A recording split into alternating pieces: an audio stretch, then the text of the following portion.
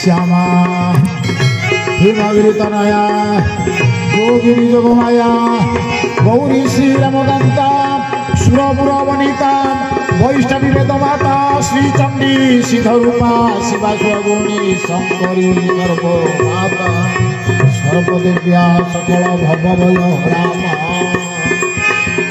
আদি সদস্য নমস্তুতে জগদানন্দ গোদায় প্রণতারতি হরায়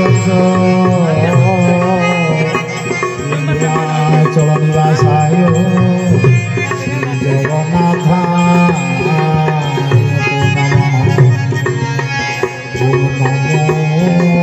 নমঃ ভগবতে বাসুদেবায় নমঃ ওম নমো ভগবতে বাসুদেবায় নমঃ ওম নমো ভগবতে বাসুদেবায় নমঃ।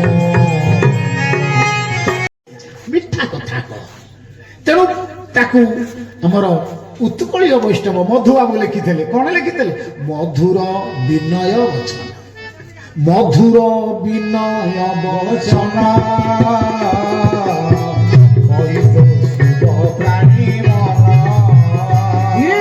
ତମେ ଏଭଳି ଗୋଟିଏ ହେଇଯିବ ବାଘ ତମକୁ ଖାଇବନି ସ୍ନେହ ସଦାରେ।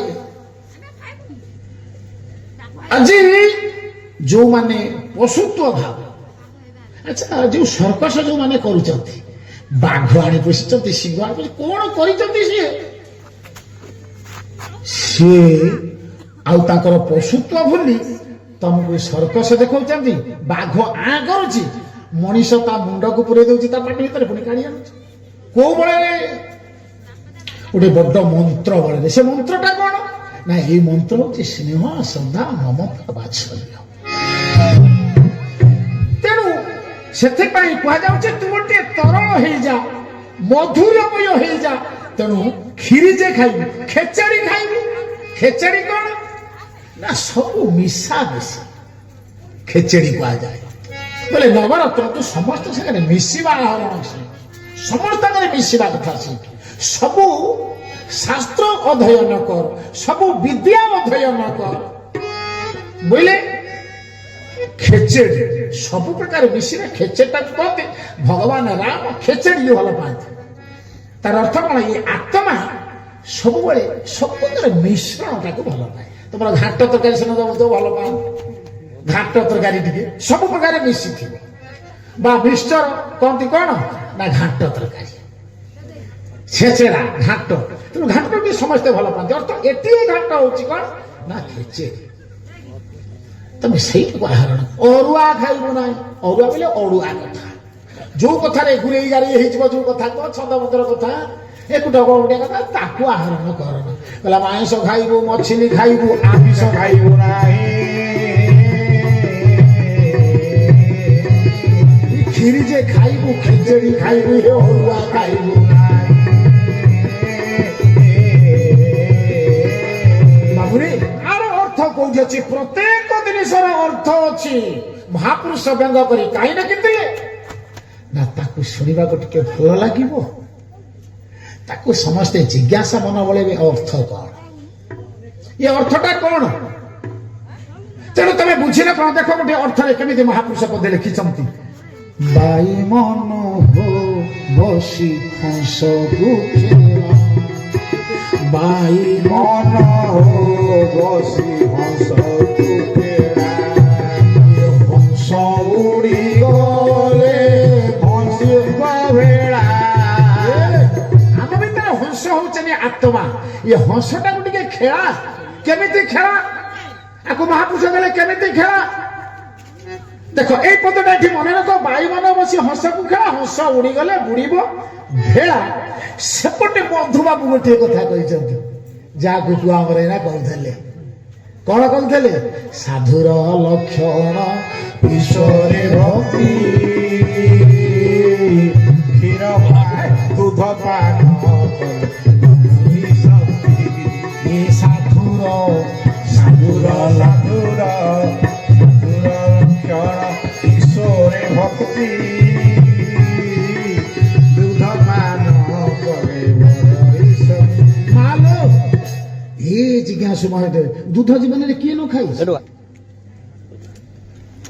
ये बिलेई ठारू आरंभ करी आमे मनीष पर्यंत समस्ते आमे दूध खाई बंचीचे किंतु एठी उत्तुकलीय वैष्णव मधुबाबू ए कथा काहेकि कहले ना साधुर लक्षण ईश्वर भक्ति अच्छा ईश्वर को भक्ति कहा पाखरे नहीं कहलो किए ठाकुर को न मानती कहलो अच्छा ये कहीं कहले केवल यही साधु माने केवल ईश्वर भक्ति जानती आउ के जानती ना तार अर्थ अछि साधुर लक्षण ईश्वर भक्ति बाबू लक्षण कहा कुआ जाय जानिछो गुण साधुकर गोटे गुण अछि ईश्वर रे भक्ति करिबा से ईश्वर के जानि छन्ते आ दूध पान कले बढई शक्ति होछि उत्कलीय परंपरार गाथा आकु ब्रह्मानंद कबीर नानक मध्य आकु अनेक शैली रे कहिछन्ते तेणु ए सबकु आमर उत्कलीय वैष्णव मधुबाबू कहले एई कथाटाकु पुणी सेपटे कहिछन्ते महापुरुष किए ना बाईमन बसी हंस को खेला हंस उड़ी गले बुलिब भेड़ा पोखरी गोटी को चारु चौरस डिंब पानी अछि अंडीरा हंस के डिबार हेतुवादी जो खळ सब अच्छ भार करछे बाबा जीवन तमे कोन महापुरुष कहते ओटा अंडीरा हंस डिंब पानीले कहि कहूना काहे कि से कहले तमे कहि पारिबनी से जाके तमर पाठ नाही ए साधु संत माने से पाठ पढिचंती ए जगत को दिग्दर्शन सत्यर वार्ता दबा पाए कौन से पदे कहले जो साधुर लक्षण ईश्वर भक्ति देखो ये हेतु तत्व केमितिया साधुर लक्षण ईश्वर भक्ति हमर जो पवन जाउचे ईश्वर भक्ति दूध अरे हमें दूध किए न पार करछि से गाय दूध नुहे कि मां क्षीर से कौन नहीं दुईटा को टिके ध चादर सूर्य दूध पान कर तू टिके पान करे तू तेजवंत जाकु रामदेव कहते बोल मिलब साधुर लक्षण ईश्वर भक्ति दूध पान कले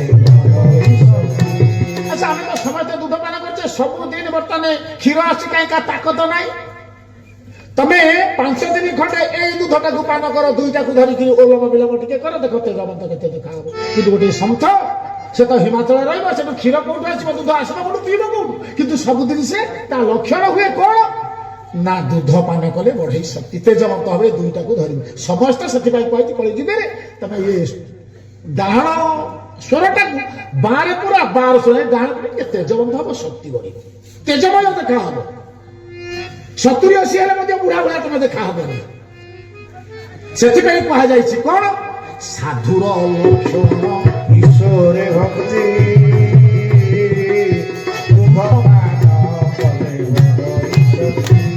बाबुरे तेनाको बुझी कौन 7 जन्म लगे महापुरुष तत्व बुझा जदि सुकांत दास कहला जे ता पछरे लागी जा टंका 50 देले सुकांत बाबू छाड़ रे 50 पैसा तो मुझे कहीं देवी मुझे ठाकुर डाक किसी तुलसी किने आनिक समति बांटी देवी ता धरे मूल्य अच्छी तमें डकई तो दल ये साधु सन्थ ना हाँ किए कोटी भूल करुछि कौन करुछि तमें कौन कह प्रकृति महापुरुष विचार गुड़ी को अपभ्रंश करो ना प्रथमे कही रखुचे महापुरुष कि विरुद्ध आचरण करते तमें कहल महापुरुष मुझे महापुरुष अनुप्राणित महापुरुष मान बहुत भल पाए अरे आम महापुरुष भल भल आश्चर्य कथा थे करते जो भाईचारा बोली भातृत्व भाव कहते से जो मान को करते से थे पकई खाद्य खाइबा से तो तुलसी पकड़े समस्त अनुप्राणित हो गए समस्त महापुरुष को मानिले अच्छा तुम्हें मैंने कौन करदेल से कथा तुम ठाकिला देखे ये पुस्तक को देख ए दुनिया रे कौन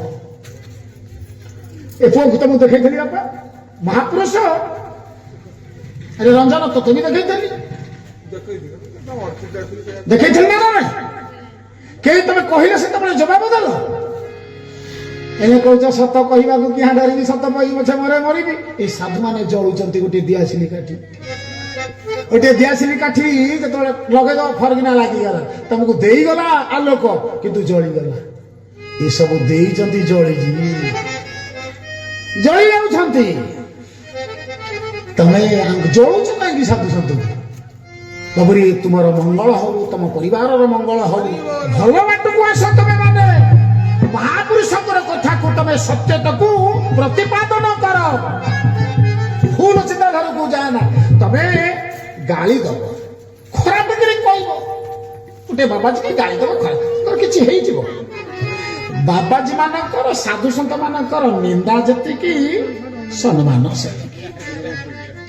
ତୁମ ଭାଷାରେ କୁହାଯାଏ ଉଭା ଯେତିକି ପୋତା ସେତିକି। ତେଣୁ ଆମେ ଯେତେ ଆଡେ ବୁଲିଛୁ, ବାବୁରେ ସତ୍ୟ କହିବାକୁ ଗଲେ ମୋ ଗଳା କାଟିଦବ ତମେ। କହିଲା ଦେଶ ବିଦେଶ ବୁଲିଛି ଯାହା ସାଇତି ରଖିଛି, ଦେଶ ବିଦେଶ ବୁଲିଛି, ଯାହା ସାଇତି ରଖିଛି, କହିଲେ ହୋଇବ ନିଶ୍ଚେ, କହିଲେ ହୋଇବ ନିଶ୍ଚେ। ମୋଗଳା କଟା ଦେଖ ମୋଗୁଲା କୁକୁର, ଅମିଠା ଚଟାରେ ଦେଖ ମୋଗଲା କୁକୁର। ଯୋଉ କଥାଟା ସତ କଥାଟା କହିଲି ମୋ ମହାପୁରୁଷ କେତେ ଆଶ୍ଚର୍ଯ୍ୟ କର। ତେଣୁ ଗଳାକୁ କାଟିଲା ଭଳିଆ କଲ ନାଇଁ। ଏମିତି କେତେ ସତ ଅଛି ରେ। ଏମିତି ହୁଅ ନା। ବାପ ଧନ, ଆମେ ବା ଠାକୁରଙ୍କର ସନ୍ତାନ। ଆମକୁ ଗୁରୁ ଧର୍ମ ପ୍ରଚାରକ ମାନେ ସୁନ୍ଦର ସୁନ୍ଦର କଥା କହିଛନ୍ତି, ତାକୁ ଅର୍ଥ ବୁଝିବା। ତମେ ଅର୍ଥକୁ ଅନର୍ଥ କାହିଁ କରୁଛ? ମହାପୁରୁଷ କଥା ଗୁଡାକ ଦବେଇଯିବ, ବୁଡେଇଯିବ।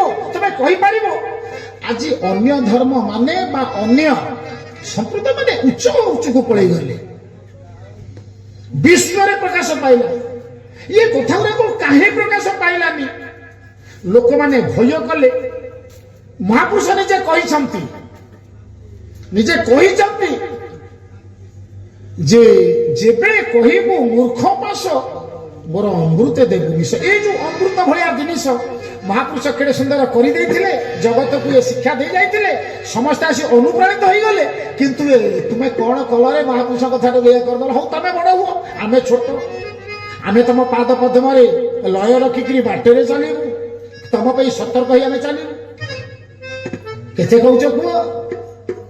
କିନ୍ତୁ ମନେ ରଖ, ତୁମେ ଦିନେ ବଦଳି ଯିବ, ଏ ସନ୍ଥ କେବେ ବଦଳିବେନି।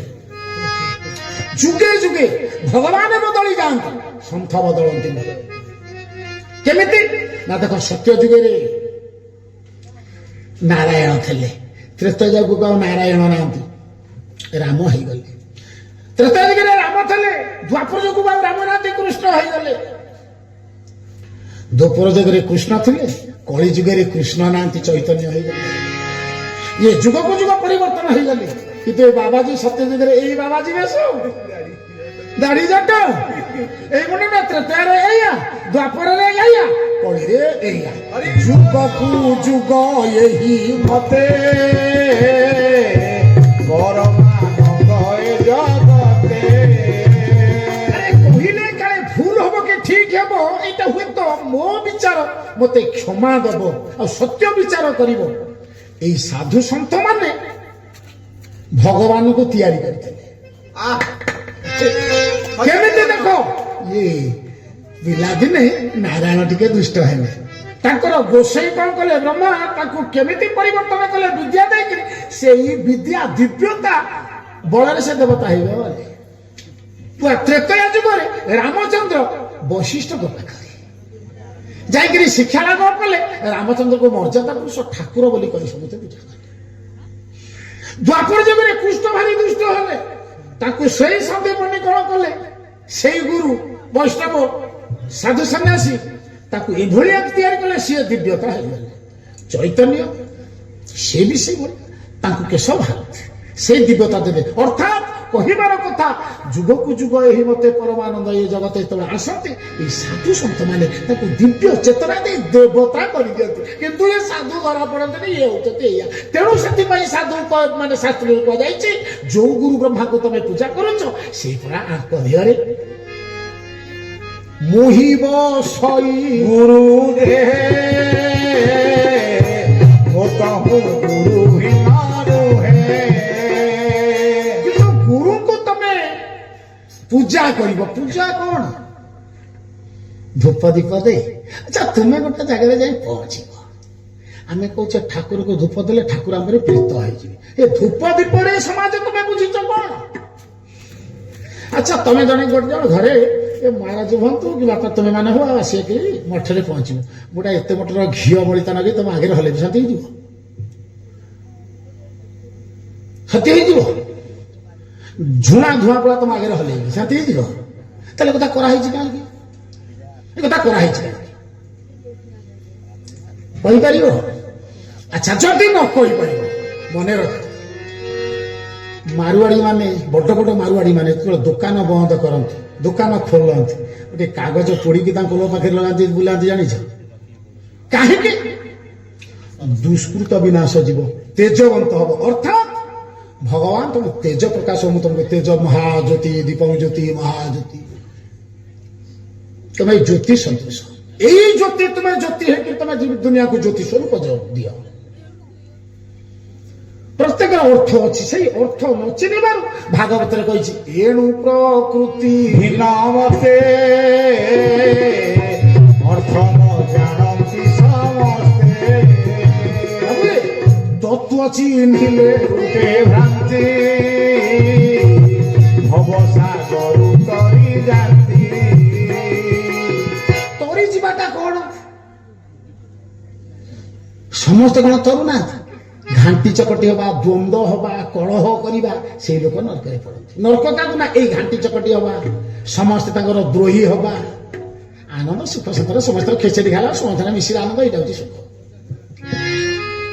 ଏଇ କଥାକୁ କେବେ କଦର୍ଯ୍ୟ କର ନା ହେଇଯାଉଛି ମନେ ରଖ ଗୋଟିଏ କଥା ଯୋଉମାନେ ତୁମେ ଏମିତି ଏଇ ଯୋଉ କଣ ତମର ବାହାରିଛି ମୋବାଇଲ ୟୁଟ୍ୟୁବ ବୋଲି କହୁଛ ଯୋଉ କଣ ନେଟ କହୁଛ ବାବୁରେ ଭଲ କଥା ଦେଖ ଭଲ କଥା ପ୍ରଚାର କର କାରେ ବିରୁଦ୍ଧ ଯାଆନା ଆଚ୍ଛା ଗୋଟିଏ କଥା ଦେଖ ସେ କଥାଟା ସତ ହଉ ବା ମିଛ ହଉ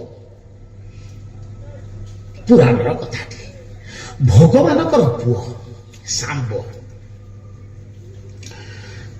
ସିଏ ତାଙ୍କ ସାଙ୍ଗ ସୁଙ୍ଗା ସମସ୍ତେ ଅଛନ୍ତି କହିଲେ ଏଇ ଗୋଟେ ବାବାଜୀ ଅଛନ୍ତି ଏ ବାବାଜୀ ପରୀକ୍ଷା କରିବା ଇଏ ସତ କି ମିଛ ଶାମ୍ବ ପେଟରେ ଗୋଟେ ଲୁହା ମୁଷଳ ପୁରେଇ ଦେଲେ ତାକୁ ଗୋଟେ ସ୍ତ୍ରୀ ବେଶ କରିଦେଲେ ଯେତେବେଳେ କରିଦେଲେ ତୁ ପଚାରିବୁ ବାବାଜୀକୁ ସତ ମିଛ କେମିତି ଏ ଉଦାହରଣ କଣ କଥା ଦେଖିବୁ ପ୍ରକୃତରେ ଗର୍ଭରେ କିଏ ଅଛି ଏ ନାରୀର ରେ ବାପା ଇଏ ସତ ହଉ ବା ମିଛ ହଉ ଦୁନିଆକୁ କି ଦୁର୍ଚ୍ଛନା ବା ଶିକ୍ଷା ବାବା ଜଣ କହିଲେ ବାପା ରେ ବାପା ବୋଲି କାହିଁ ଡାକିଦେଲେ ଧନର ବୋଲି କାହିଁ ଡାକିଦେଲେ ମାରେ ସେଠି ଡାକିଥାନ୍ତେ ସେ ବାହା ହେଇଛି କଣ ପୁରୁଷଟା ନା କେଶ ହେଇଛି କହିଲେ ବାପାରେ ଇଏ ତ ଗର୍ଭରେ ଯୋଉ ଲୁହା ମୁଷଳ ଅଛି ତୋରି ବଂଶକୁ ବି ନାଶ କରିବ ଜନ୍ମ ହବ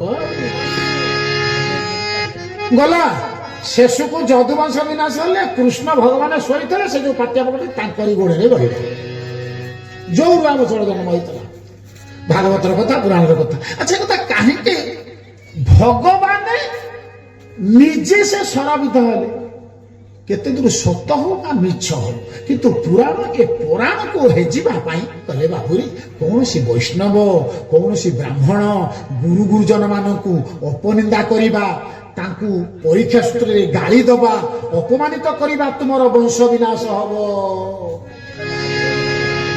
ଏ ଦୁର୍ଚ୍ଛନାଟା ହଉଛି ସେଥିପାଇଁ ଆମେ ସେଥିପାଇଁ ଶାମ୍ବକୁ ଯେତେବେଳେ ଶିଖିଲେ କଣ ପଢୁଛେ ତ ଖାଲି ଶୁଣିଲେ କଣ ଆମେ ଉଦ୍ଧାର ହେଇଯିବା ଉଦ୍ଧାର ଶବ୍ଦ କଣ ଧାରେ ଆଣିବା ଉଦ୍ଧାରେ ଆମେ ଉଦ୍ଧାର ଆଣିଲେ ଜୀବନ ସୁଧାରି ହେଇଯିବ ସେ ବିଦ୍ୟାଟାକୁ ଆମେ ଉଦ୍ଧାର ଆଣିଲେ ସୁଧାର ପାଇବା ଉଦ୍ଧାର ନ ଆଣିଲେ କରଜ ନ କଲେ ଗରଜ ମେଣ୍ଟିବନି ଦରିଦ୍ରରେ ମରିବା ଦରିଦ୍ର କଣ ଦରିଦ୍ର କିଏ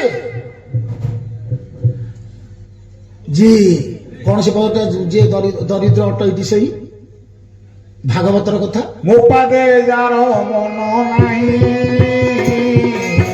ଉଦ୍ଧବ ଦରିଦ୍ରଟି ସେଇ ମୋ ପଦ ଭିତରେ ମୋ ଶବ୍ଦ ପଦ ବୋଲେ ମୋ ଜ୍ଞାନ ତତ୍ଵ ମୋ ବିଷୟରେ ବୋଲେ ଆତ୍ମା ମୋ ବିଷୟରେ ମୁଁ ହଉଛି ଆତ୍ମା ଆତ୍ମ ତତ୍ଵ ବିଷୟରେ ଯାର ଶ୍ରଦ୍ଧା ନାହିଁ ଚେତନା ନାହିଁ ସେ ହିଁ ଦରିଦ୍ର ବାବୁରେ ଥରେ ଚାଲିଥାଏ ଏଇ ତମର ଯୋଉ ପ୍ରବଚନ ଫବଚନ ଚାଲିଛି ଜଣେ ଜଣକୁ ପଚାରୁଛନ୍ତି କଣ ପଚାରିଲେ କହିଲେ ବାବୁରେ ସେ ପଦଟା କଣ ହେଇଛି ধন অর্জনে ধর্ম କରି ଧର୍ମେ ପ୍ରାକୃତ ନରହରି এই হেতু আদিয়া ভଳିଆ কথা କହିଦେଲେ ସେ ଯୋଉ ଟିଭିରେ କହିଲେ ଧନ ପଛେ ଏ ଧନ ହଉଛି ଆଗ ଧର୍ମ ହଉଛି ପଛରେ। କଣ ତାକୁ ବ୍ୟଙ୍ଗ ଭଳିଆ କରିଦେଲେ ଜାଣିଛ? ଧନ ଯଦି ପଇସାଟା ନଥିବ ତମେ ଧୂପ କାଠି ଜଳେଇ ପାରିବନି, ପଇସାଟା ଯଦି ନଥିବ କଦଳୀ ଟିକେ ଆଣି ପୂଜା କରିପାରିବନି, ଯଦି ପଇସାଟା ନଥିବ ଯାଗ ଯଜ୍ଞ ସତସଙ୍ଗ କରିପାରିବ। ତେଣୁ ଧନଟା ଆଗ। କଥା କହିଲ ଯେ କିନ୍ତୁ ଭିତରକୁ ଭେଦିନ। କୋଉ ଧନ? ନା ଏଇ ଯୋଉ ଟଙ୍କା ପଇସା। ଟଙ୍କା ପଇସା ଭାଗବତ କେତେ ପଢିଛ? ଅର୍ଥ କେତେ ବୁଝିଛ? ଦେଖ ତା ପୂର୍ବରୁ ଭାଗବତ କଣ ଖାଇଛି? ବୁଦ୍ଧିକୁ କରି ଆଗୁ ସାର ପଣ୍ଡିତ ଜନକ ବିଚାର ତାପରେ ଧନ ବୋଲି କାହାକୁ କୁହାଯାଏ ବୁଝିଛ ତ? ତମେ କଣ କଲ ଟଙ୍କା ପଇସାକୁ? ଶାସ୍ତ୍ରରେ ଲେଖା ହେଇଛି ଏ ଟଙ୍କା ପଇସା ବିଷୟର ସଜେତେ ଏ ସ୍ଥାୟୀ ନୁହେଁ ଜଗତେ। କିନ୍ତୁ ଗୋଟେ କଥା ସ୍ଥାୟୀ ହେଇ ସମୟ ରହିଛି ରହିଥିବ। ସେ କିଏ? ବିଦ୍ୟା ଅଟଳି ମହାଧନ। ବାଳକେ କର ଉପାର୍ଜନ କିନ୍ତୁ କଳିରେ ଧନ ପଛରେ ସମସ୍ତେ ଗୋଡ଼େଇଛନ୍ତି, କିନ୍ତୁ ଧନ କଣ କରେ? ଧନ ବିଦ୍ୟା ପଛରେ ଗୋଡ଼ାଏ। କେମିତି? ଏ ଯୋଉ ଟଙ୍କା ପଇସା କରୁଛ ସେ ହଉଛି ତମର ବିତ୍ତ, ବିଷ ସଦୃଶ। ସେ କଣ କରେ? ନା ଧନ ପଛରେ ଗୋଡ଼ାଏ। ଜଣେ ଇଞ୍ଜିନିୟର ପଢିଛି, ଜଣେ ଡାକ୍ତର ପଢିଛି, ସେଇଭଳିଆ ଶ୍ରେଷ୍ଠ ଜଣେ ବିଦ୍ୟାବନ୍ତ ସେ ଯୁଆଡେ ଚାଲିଯିବ ତା ସମ୍ମାନ ତା ପଛରେ, ତା ପଇସା ତା ପଛରେ ଗୋଡୁଥିବ। ମତେ ଟିକେ ଧରୁନ।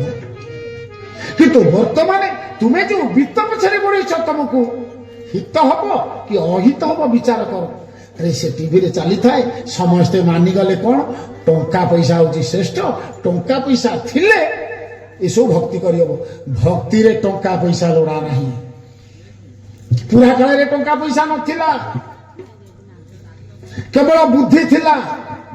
ବୁଦ୍ଧିକୁ କରି ଆଗୁ ସାର। ବିଦ୍ୟା ଅଟଇ ମହାଧନ। ବୁଦ୍ଧି ବିଦ୍ୟା ବଳରେ ସତସଙ୍ଗ ହଉଥିଲା, ବୁଦ୍ଧି ବିଦ୍ୟା ବଳରେ ଯାଗ ଯଜ୍ଞ ହଉଥିଲା, ବୁଦ୍ଧି ବିଦ୍ୟା ବଳରେ ସବୁ କିଛିର ସମାଧାନ ହଉଥିଲା। ସେଥିରେ ଟଙ୍କା ପଇସା ସମାଧାନ କରାଯାଏ ନାହିଁ, କରି ହୁଏ ନାହିଁ। ତେଣୁ ଏଠି ତୁମେ ଟଙ୍କାକୁ ଯୋଉ ବିତ୍ତକୁ କାଗଜ ନୋଟ ବା କଏନ ଆକୁ ତମେ ଭାବି ନେଇଛ, ଇଏ ଧନ ନୁହେଁ। କିନ୍ତୁ ଶାସ୍ତ୍ର କହିଛି ବିଦ୍ୟା ଅଟଇ ମହାଧନ। ଯଦି ବିଦ୍ୟା ଅଛି ତାହେଲେ ତମେ କିଛି ଧର୍ମ କରିପାରିବ। ଧର୍ମ କାହାକୁ କୁହାଯାଏ? ନା କର୍ତ୍ତବ୍ୟ। କର୍ତ୍ତବ୍ୟ କଣ? ନା ମଣିଷକୁ ମଣିଷ ଭଳିଆ ଏ ବୁଦ୍ଧି ବଳରେ ତୁମେ ପରିବର୍ତ୍ତନ କରିପାରିବ। এই বুদ্ধি বଳରେ বা বিদ্যা বଳରେ ତମେ ସବୁର ସମାଧାନ କରିପାରିବ। ସେଥିପାଇଁ କହିଛି ବୁଦ୍ଧିକୁ କଳି ଆଗୁ ସାର ପଣ୍ଡିତ ଜନକ ବିଚାର ତାର ସବୁଠାରୁ ଧନ କିଏ? ନା ବିଦ୍ୟା ଅଟଇ ମହାଧନ। ବାଳକେ କର ଉପାର୍ଜନ ଏମିତି କେତେ କଥା ଅଛି। ସୁକାନ୍ଦାସ କଥା କେହି ବୁଝିପାରିବେନି। ଗାଳି ଦିଅ ଦିଅ, ଆରେ ଗାଳି ଦାଣ୍ଡ ଧୂଳି ଭଳିଆ। ଆମେ ତମମାନଙ୍କ ପାଇଁ ବାବାଜୀ ହେଇନୁ। ଆମେ କିଛି ଆତ୍ମଚେତନ କଥା ମହାପୁରୁଷ ମାନଙ୍କର ଗ୍ରହଣ କରିଛୁ, ଜଗତକୁ କହିବୁ। ଦେଶରେ ଶାସନ ଚାଲିଛି, ଜୀବ ସୁଶାସନ ହେବ କୁଶାସନ ଯମୁନା କରା ପଡ଼ିଛି। ଡାକରା ପଡିଛି, ପଡୁଥିବ, ଆମେ କହୁଥିବୁ। ଗାଳି ଦବ ଅଛି, ଗାଳି ଦିଅ। କୋଉ ଗାଳି ଦବ କହିପାରିବ? ତମେ ଗାଳି ଜାଣିନ, ତମେ ଗାଳି ଜାଣିନ। ଗାଳି ଦେଲେ କାହାକୁ ଜବତ କରାଯାଏ ନା। ଏଇ ସାଧୁ ସନ୍ଥଙ୍କର ସାଧୁତା ବାଣୀରେ ଜଣକୁ ଜବତ କରାଯାଏ। ଖଣ୍ଡାକୁ ଖଣ୍ଡା ମୁନରେ କେହି କାହାକୁ ଯୁଦ୍ଧ କରିପାରେ ନା। ଆ ଧାର ବଙ୍କା ହବ, ତା ଧାର ବଙ୍କା ହବ। ଦେଖିବ ଖଣ୍ଡା ଯଦି ହଉଥିବ, ଖଣ୍ଡାର ତା ଧାର, ଖଣ୍ଡାର ଧାର ଅଛି, ଆ ଧାର ଅଛି। ଯଦି ବାଜିଗଲା ତାର ସେଇଠି ବଙ୍କା, ଆର ସେଇଠି ବଙ୍କା। କଣ କାଇଦା କଲେ ହବ ସେ ବିଦ୍ୟା ତୁମକୁ ଜଣା ନାହିଁ, ସାଧୁ ସନ୍ଥକୁ ଜଣା ଅଛି। କହୁଛି କଣ ନା ଖଡଗ ଯୁଦ୍ଧ। ସେଇ ଖଣ୍ଡା ଯୁଦ୍ଧ, ଖଡଗର ଅନ୍ୟ ନାମ ଅଶୀ ବୋଲନ୍ତି ଜ୍ଞାନ ଯୁଦ୍ଧ। ଜ୍ଞାନରେ ଜଣକୁ ବୁଝେଇବା, ବିଚାର ଦେବା ବାରମ୍ବାର, ତା ସହିତ ଜୁକୁ ଧରିବା ଯୁଦ୍ଧ, ତା ଜୁଟା କୋଉଠି ଅଛି ତାକୁ ଧାରଣ କରିବା ଯୁଦ୍ଧ। କେମିତି ସେ କଥାଟାକୁ ମାନିବ, ସତ୍ୟତା ମାନିବ, ଅଶୀ ଧାରଣ କରିବା ଦରକାର। ଅଶୀ ବୋଲନ୍ତି ଜ୍ଞାନ ଅଶୀ ଧାରଣ କରିବା ଦରକାର। ଅଶୀର ଅନ୍ୟ ନାମ ପୁଣି ଖଡଗ, ଖଡଗର ନାମ ହଉଛି ଜ୍ଞାନ ଖଡଗ ବୋଲି କୁହାଯାଏ। ଜ୍ଞାନ ଖଡଗରେ ଛେଦି ପକା। ସେ ଜ୍ଞାନ ଖଡଗରେ ଛେଦିବା ପାଇଁ ସାଧୁ ସନ୍ଥ ମାନେ ତୁମେ ଗାଳି ଦବ ଓ ଶାଳୀନରେ ପୁଳାଇ ଗାଳି ଦବ। ଦେଖିବ ତମର ଏଇ ମୋବାଇଲ ଫୋବାଇଲ କିଏ କେତେ ପ୍ରକାର ତା ଦେହରେ ସବୁ ପରିହାସ କରି ଲେଖିଥିବେ, କିନ୍ତୁ ସେ ଜାଣିପାରୁନାହାନ୍ତି ମୁଁ ଜଣେ ମଣିଷ, ଜଣକୁ କାର ମା ଭଉଣୀ ଝିଅ ନେଇକିରି ରେ ତମର କଣ ମା ଝିଅ ଭଉଣୀ ଭାର୍ଯ୍ୟା ନାହାନ୍ତି? ଭାର୍ଯ୍ୟା ନାହାନ୍ତି? ତୁମେ ଯୋଉ ଶବ୍ଦଟା କହି ପକଉଛ ତମ ଆଡକୁ ଯାଉଛି, କିନ୍ତୁ ଏ ସୁଧୀବନ୍ତେ ତୁମେ ମୋତେ ଏ ଫୁଲଟା ଦେଲ, ମୁଁ ତାକୁ ଯଦି ଗ୍ରହଣ କରିଦେଲେ ମୋର ହେଇଗଲା। ମୁଁ ଯଦି ନ ନେବି ତୁମର, ତୁମେ ଯୋଉ ପଦଟା ଧର ଖରାପ କରି କହିଛ ତାକୁ ଆମେ କାନରେ ପୁରେଇବିନି, ନବନି, ତମରି ଉପରେ ପଡିବ, ତମେ ନବ ସେଟାକୁ। କିନ୍ତୁ ଆମେ ଯଦି ଥରେ ନେଇଗଲୁ, ଆମେ କହିଲୁ ସବୁ କହିଲା, ଏମିତି କହିଲା, ସେମିତି କହିଲା, ତାମାନେ ଆମେ ନେଇ ଆସିଛୁ ବୋଲି ଆମେ ଝୁରି ହଉଛୁ। କାହିଁ କହିଲା ଆମ ପାଖରେ ବିଷଟା ପହଞ୍ଚି ଯାଇଛି। ଆମେ ନବୁନୁ, ହସ ଦବୁ, କହିଲା ଆଉ ତମ ଜିନିଷ ତମଠି ପଡିବ। ସେଥିପାଇଁ କହିଛି କାହାକୁ ତମେ ଗାଳିଗୁଲଜ କରିବନି। ସେ ଗାଳିଟା ତୁମଠି ପଡିଗଲେ ସେ ନବନି, ସେ କାନରେ ପୁରେଇବନି। ତେଣୁ ଆମେ ସୁସ୍ଥ ସମାଜଟିଏ ଗଢ଼ିବା, ସ୍ନେହ ଶ୍ରଦ୍ଧା ପ୍ରେମ ବାତ୍ସଲ୍ୟ ହେବା, ପିତାମାତାଙ୍କୁ ମାନିବା,